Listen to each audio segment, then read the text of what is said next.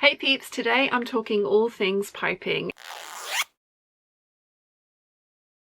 Finishing a hem with piping is a really nice look and it ties everything together in my opinion. You don't have to do it. There's already a lot of piping in this dress, so I could have just done a regular bias bound hem, but I decided piping was the way to go. I would like to finish off my hem with piping. I think that will just be a really nice look with the 3 levels of piping, with the 3 levels of the skirt. I'm going to take my piping and I want to unravel quite a bit of this because, as we discussed earlier, there's about 7 meters of skirt hem here. We are going to be finishing the end of the piping like we would with bias binding, with just a few little different tricks in it. So I want to start sewing the piping to the skirt around about 4 inches.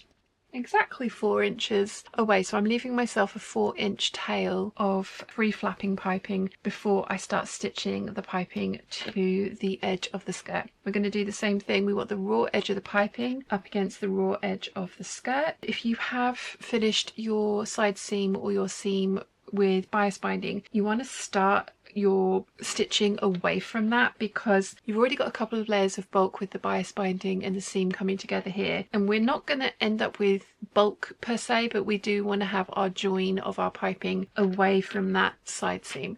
So I'm going to start 4 inches, leave a 4-inch tail of my piping free, and I'm going to start a good sort of like 8 inches away from the side seam here. So I'm going to start stitching here and I'm going to go the whole way around and I'm going to stitch up to this 4 inches. So I'm going to be leaving a 4-inch gap, and then I'll leave myself another tail at the other end, so I'll have 2 4-inch tails, and I'll show you what we do with that when we get there. So I'm literally going to be stitching piping to the entirety of the bottom of the skirt, right sides together. So you want the right side of your fabric up, raw edges of piping with raw edge of skirt, and stitch as close to the previous stitching line and the cording that you have in your piping as possible. I have sewn around the entirety of the bottom edge, and as I mentioned, I have stopped about 4 inches. I've left a gap between the ends of the piping, so I'm going to cut off and give myself a decent tail to work with.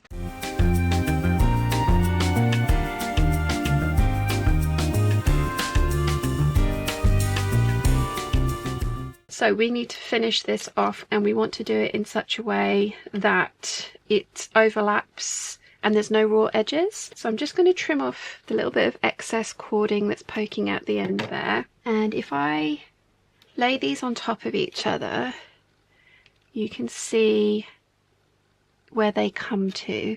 So where this longer piece comes to.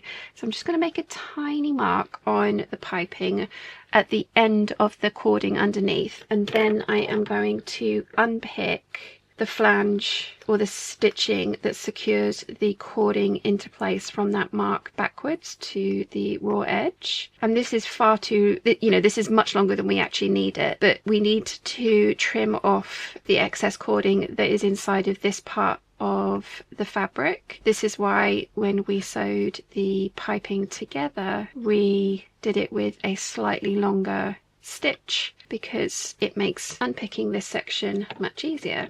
So I've taken off the top level of thread, just going to take off the bobbin thread or the thread underneath, and we can see that I've now got the fabric of the piping open to match up to the point where the original piping finishes. So I'm going to peel this back, and I want to cut off the cording only from the piece of piping that was laying over the top. So I've cut all that off, and so now the 2 pieces of cording are going to match up and butt up against each other. So the next thing that we need to do is make ourselves a nice neat finished edge. Now we don't need this much fabric, but we do want a decent chunk of fabric to play around with, so I've cut like an inch of the excess off there. What we're going to do now is we are going to fold this back on itself and make sure that the edges are nice and neat, and then we're going to nest the original piece of piping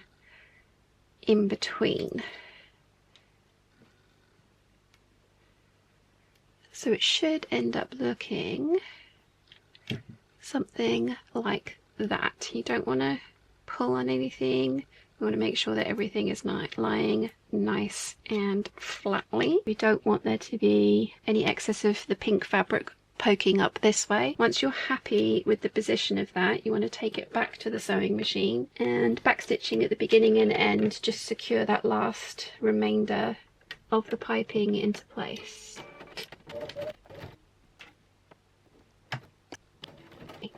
Cut off the thread tails. And there you go. You can see on the back we've closed up that small piece that we left open. There is a bit of a jog there because there is a little excess fabric in there, so it's made it slightly bulkier, but that is, in my opinion, a really nice neat join.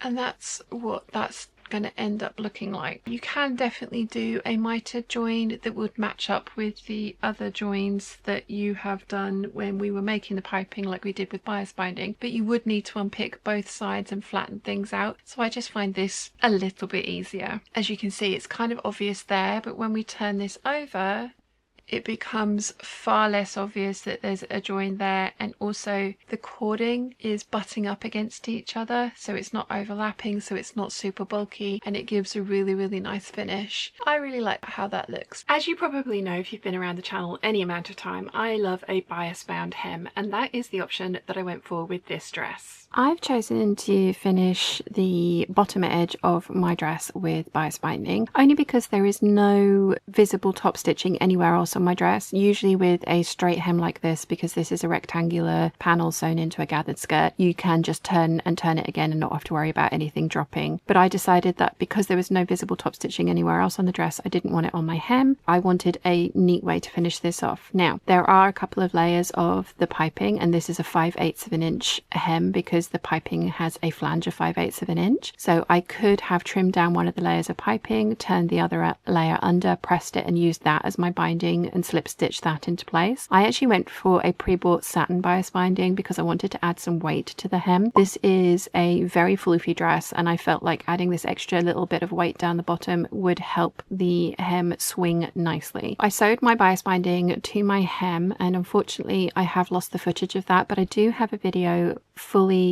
talking you through how to apply bias binding to a straight edge, and I'll link that in the cards and also in the description down below. So I sewed it to the right side of the binding to the wrong side of the work first, then pressed everything flat, and then pressed the binding over, and then went around and top stitched the binding into place so that we have just bound the raw edge of both the flange of the piping and the edge and the hem of the dress. Once that was done, I then went round and hand finished off the hem in my regular manner, and again that's linked in the description down below for you. So there's tiny little prick stitches there. So I've basically slip stitched this into place. So I've got this much left to finish off, and then the dress will be complete. But that's how I chose to finish off this hem. Like I say, there's a couple of different methods that you could use. You can definitely use the piping itself with some careful trimming and pressing. I just felt that that would be more work than I was willing to put in at this point, and also I wanted the extra weight of the bias binding on the hem, and I really like the little flash of extra pink that you get when you walk in this dress. So that is how I finished the hem. I do have a sample to show you of a different hem option that you can do with the flange of the piping that you have applied to your hem. So I'm going to tip you down and show you what I mean. So this is the sample that I worked on earlier, just showing you the actual stitching of applying piping to a flat edge. So it's the same as the hem that I have on the dress that I'm wearing. So something you can do is press all of the piping over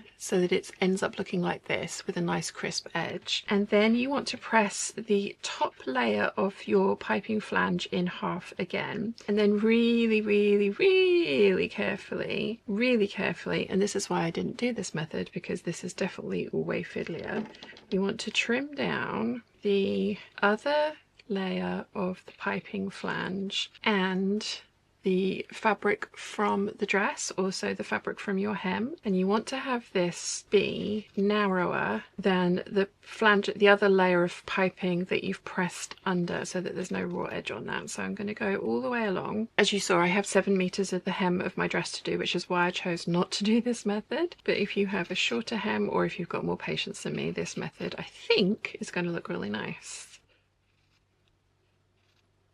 So I'm trimming all the way along, again being careful not to cut the dress, not to cut the flange of the piping, but we've trimmed off all of the excess of one layer of our dress and one layer of our piping. So as you saw, I've pressed the edge of the piping over, and you want to enclose that raw edge all the way along, and as I say, fiddly.